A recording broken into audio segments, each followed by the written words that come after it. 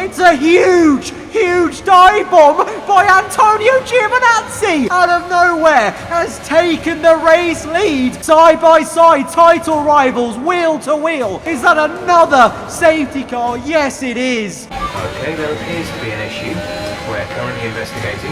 Please, Jeff, for the love of God, is there about to be more drama in the dying stages of this final race of Season 6 as we get ready to catch the safety car? Our engine goes up in smokes. Our engine's blown up for the third time this season. Our race is over and our championship's over. Antonio Giovinazzi has won the World Drivers' Championship, and he's done it by seeing one of his rivals go up in smokes from the race lead.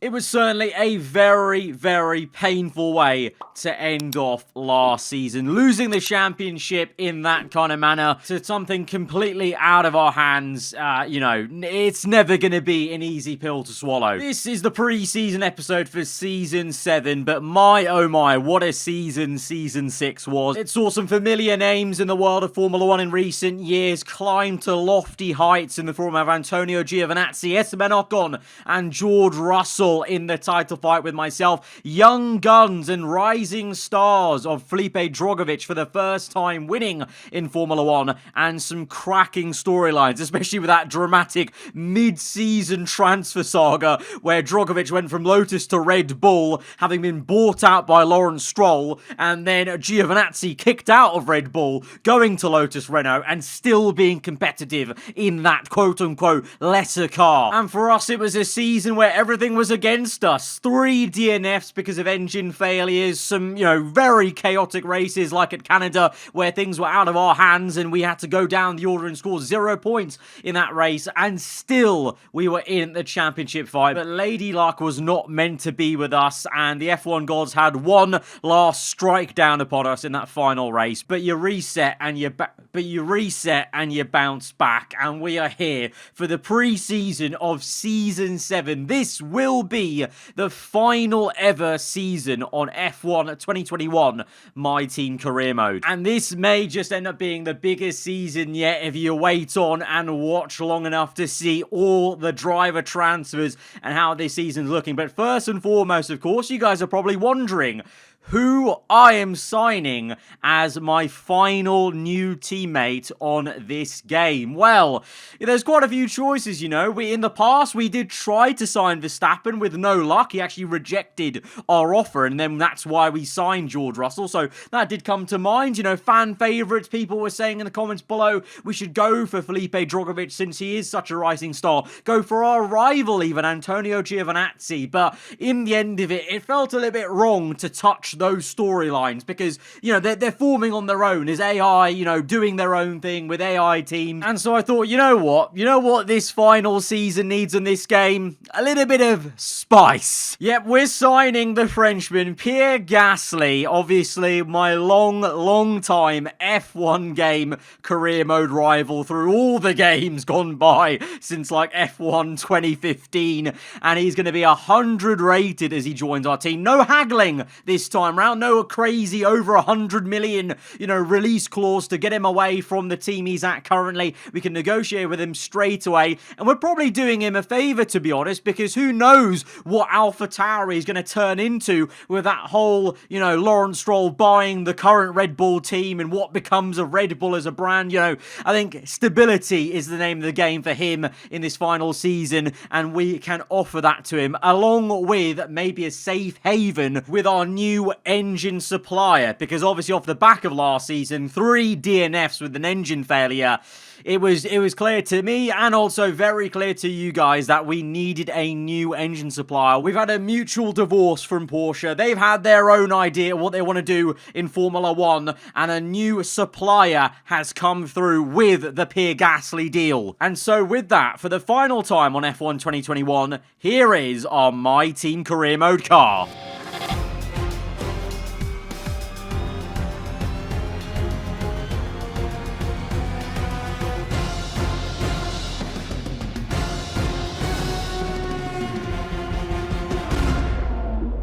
It's a warm welcome back to our first engine supplier on this game in Season 1. Honda return into the back of our car along with Pierre Gasly in a joint deal that sees Honda supply us and become a key partner and sponsor on our car, overalls and helmets. But you can see the livery is based on my actual in-game item livery that Codemasters and EA made for me. The base of this livery, you at home, whether it be PC or console, might have this livery downloaded already from the previous podium pass. We've obviously gone in with the PC mods and put in my actual, real life sponsors on the car, and then the kind of fantasy ones that I usually have on the game, and the ones I've collected over the seasons on this series in MyTeam career mode. And all together, it just brings the base livery, that in-game item one that I got made for myself, just alive a bit more and a bit more realistic, of course. And you'll notice on the car that for the first time in this series, we've not really got a major sponsor on this side pod. Like I alluded to, Honda being a massive partner in this deal with having Gasly into us means that Honda are a principal partner of the team. They are there in large evidence on the overalls and helmet. And to be honest, we don't really need a main sponsor in the car. We've got over $170 million in the bank as a team, so we can afford to keep the clean look of the car. I did, maybe potentially think about putting a sponsor there, but I just thought the clean look was so much better. But there you go, HRC, Honda Racing logos on the helmet, on the overalls, just to show our love for Honda and their return to the team for the first time since that first stint way back when the game launched. And I'm hoping the return to our first engine supplier could mean glory for us this season and a reverse of our luck with engine reliabilities. That woman needs to be working overtime, okay? I don't want to see any engine failures this season, alright? But yeah, I really dig this final setup for the team in the last season. Using my actual in-game items was an idea I had straight away as soon as I was, given the items in the podium pass. And so we've actually gone through with it, and it's come out really nice with the actual sponsor stickers on top of the original design as well. Now let's take you through this Season 7 calendar. Now, because we don't have a lot of time from now till F1 22 launches, I'm also away on some holidays in June as well. So to kind of juggle that and make sure this season's going to fit in nicely, not be a rush and, just rushing out episodes, we've got 16 races, but 6 of them are going to be sprint rounds. This is an entirely new concept I've never done in this MyTeam career mode series so far, but we've got 6 sprint rounds. At these sprint rounds, we're going to have shorter races and a reverse grid. So, in theory, it's going to cause chaos. A bit of jeopardy, a bit of randomness about the results in those rounds, and just add that extra little bit of spice, whilst also allowing me in good time to make all 16 episodes and manage to still go on my holiday in June whilst videos are still going out whilst I'm away, not burning out, and, obviously being prepared and finished and done, and having a little bit of a breather before F1 22 kicks off. You can see some returning tracks in the form of China, which is going to be a sprint race. The Monaco Grand Prix will now be a sprint, and we've got that very exciting ending of the Saudi Arabian Grand Prix. Jeddah is again going to be the fiery season finale location. But with that admin out the way then for the calendar, let's take you through then the final teams and driver transfers for Season 7. We start with Williams Jaguar remaining the same from last season after the mid-season transfers. Guan Yu Zhou being the team leader, in effect, being there now for 3 seasons and seeing his teammates come and go in the form of Bottas, Hamilton, and now Marcus Armstrong in that mid-season transfer in Season 6. They return to their more lighter blue and grey livery and still are powered by Jaguar. Now, they had a bit of a topsy-turvy last season, and they'll be hoping to try and reinvigorate their form from Season 5 instead, I think, and get back to fighting for consistent podiums. Vodafone, McLaren, Mercedes, the reigning champions in Season 6, but now in Season 7, no more. But they reset and go again, still in the iconic chrome, silver, and red title sponsor of Vodafone. It's still going to be Lando Norris and Yuki Tsunoda. Those two racked up 2 wins last season in the late stage of the season, last third of the season. So, with momentum and the way it works in this game, maybe McLaren might might have ended the season off last year so strongly that they might kick it off in the right way this time around, with Tsunoda obviously winning the final race of Season 6. So can they use that as a springboard to get them back into the title fight for Season 7? Only time will tell. We then come to Aston Martin under new ownership. Lawrence Stroll has sold Aston Martin and is no longer his team. George Russell, having left our team, takes the seat alongside his fellow Brit Callum Ilott. A very British lineup for a British brand, and a shiny new livery, which I really love. A great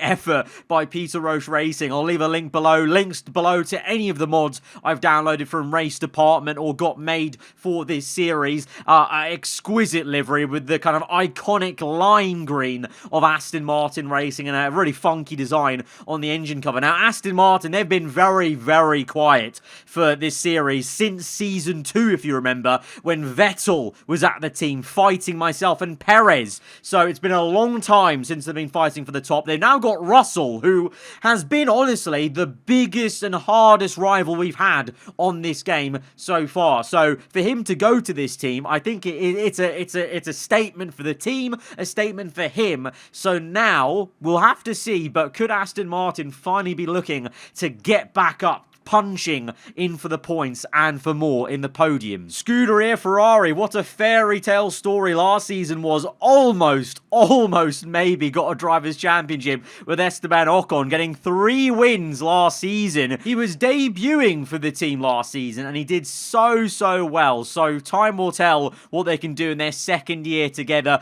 Carlos Sainz got massively unlucky that entire season, so he'll be looking to try and reset, but you know, it was the one and only season Ferrari have been somewhat competitive and fighting for race wins in this whole series since the start of the game. So let's see, you know, it was the first time.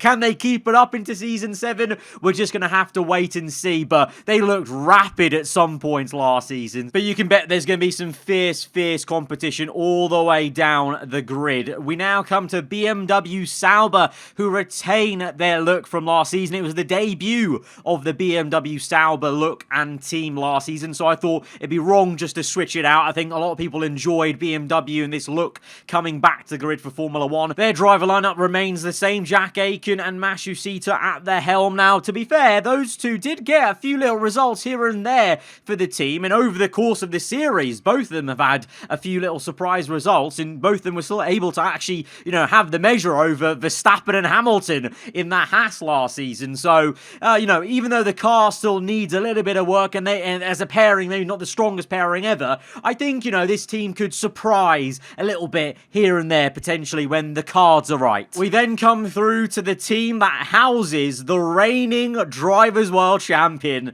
as painful as it is to say. Antonio Giovinazzi returns with Lotus Renault and Christian Lundgaard. It was a very strong pairing. Lundgaard, you know, although he was way off Giovinazzi towards the end of the season, overall, he still had a very solid year for Lotus Renault, being there the entire time alongside Drogovic at the start of the season and then finishing it with Giovinazzi. Of course, Giovinazzi doing miracles, you know, the Italian Jesus doing absolutely the most, carrying this team up to heights it shouldn't have been in, and the iconic black and gold, well, came home with a trophy, came home with a victory for the Drivers' World Championship. You know, reliable, consistent, and was actually a very raceable car. So many times we saw Giovinazzi make some really ballsy overtakes in this car last season, so no need to change in terms of their driver lineup, and obviously it's the team where Gio, you know, had to take shelter in and still managed to win the championship, so of course he was never going to leave this team, I don't think, and they return for Season 7. It's all change in the world of Mercedes in terms of their main title sponsor. Gone is Aramco and in comes Monster Energy, so this gives me a little bit of F1 My Driver vibes, to be honest, a bit of a throwback in a way with this mod on Race Department. Monster Mercedes AMG. It's still going to be Valtteri Bottas and Mick Schumacher. Of course, the Silver Arrows last season were fed up with how poorly Verstappen was performing, kicked him out, signed Mick Schumacher to the team, and the team where his father last raced for, and, well, it didn't go exactly to plan for them, but Bottas was able to get 2 wins last season, so that's, you know, better than most in a very competitive field last season. So this season? Who knows? With a new sponsor, new energy, literally, in the team, who knows what could go on. We then come to the team formerly known as Red Bull Racing on the grid. Lawrence Stroll bought this team midway through last season, and he has turned it into a fully fledged Porsche Formula 1 factory team. Porsche's only car on the grid and only engine on the grid. And it's spearheaded by Charles Leclerc and then, of course, Lawrence Stroll's son, Lance Stroll, on the other side of the garage. But Leclerc returns to Porsche power, despite maybe having PTSD from Season 5, where he was our teammate when Porsche first entered the sport. He actually has faith in Porsche and returns to the brand in this new outfit. Maybe he had more of an issue with myself and the way we ran the team, because of course he didn't do too well versus myself. I think that's because he just fell off a cliff in terms of form, but there we go. All to each their own. But yeah, this is massive. Lawrence Stroll sold Aston Martin, bought Red Bull midway through last season for his son to jump in, and now has partnered with Porsche to take over that entire operation, because obviously Red Bull were powered by Porsche last season, but Porsche wanted more, and they couldn't get it with Red Bull, and they couldn't get it with me, certainly, because I wanted that amicable divorce. So we shook hands, parted ways, and they've got their own fully fledged team. And I've got to give a big shout out to Jamie. Check him out with a link down below next to the Porsche name in the description, because he actually came to me to bespokely make this mod for this season. So huge thanks to him. He's done an insane job. And with that, a chain reaction. AlphaTauri is no more. They have turned into the one and only Red Bull owned team on the grid. They are Red Bull Racing reborn, and at the helm, their number one driver, Felipe Drogovic. He moved to Red Bull Porsche midway through last season, and he is stuck with the brand rather than the engine supplier, and he's moved across to this new reborn Red Bull Racing team, and is alongside Dan Ticktum. Beggars can't be choosers. Red Bull had to throw this entire team together, obviously, and retake over their junior team, AlphaTauri, so you can't really blame them for not being able to secure maybe a better second driver alongside Drogovic. And they've gone with Honda power. They returned to Honda, and they're so thankful about Honda wanting to be back in a partnership with them.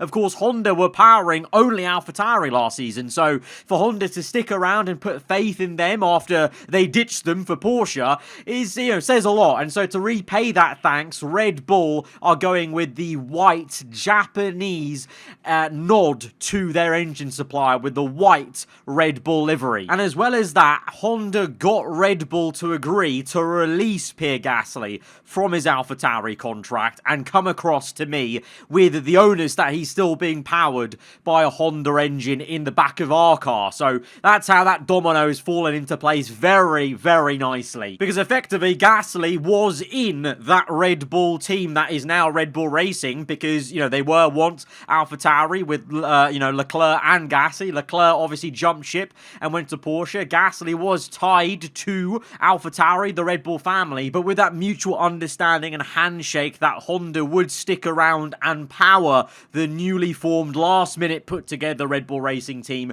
that Gasly would be released and could be alongside myself, still being powered by Honda, still sponsoring and being in a massive partnership with our team, aarava Archer Racing. And now comes to the final team, and maybe one of the most exciting new developments this season.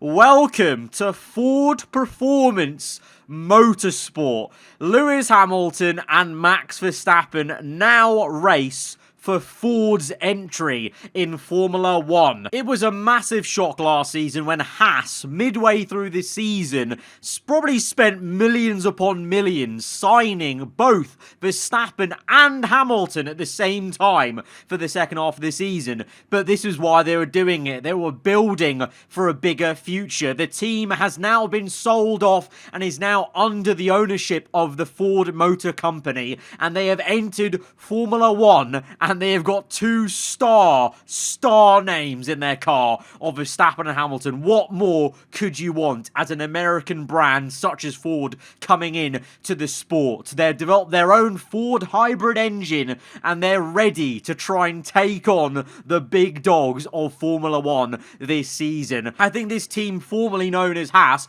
I think over the course of the last few seasons, I think they surely must have just been saving up so much money as an AI team because they could afford to sign in the first place Verstappen and Hamilton. So they've been able to afford those two drivers again for this season. And who knows, at some point in the season, could we see that iconic Ford versus Ferrari battle from Le Mans, but now in Formula One. So there you have it. Those are all the team developments and driver transfers for Season 7 ahead of Round 1 at the Bahrain Grand Prix, which is coming out tomorrow, guys. So watch out for that. If you're new around here, get subscribed for the remainder of this season. The final ever one on F1 2021. This is the last dance for my team career mode on this game. That has been the preseason episode. If you did enjoy, hit the like button. Let me know what you make of that all in the comments below. Until tomorrow's episode, hope you enjoy the rest of your day. Goodbye.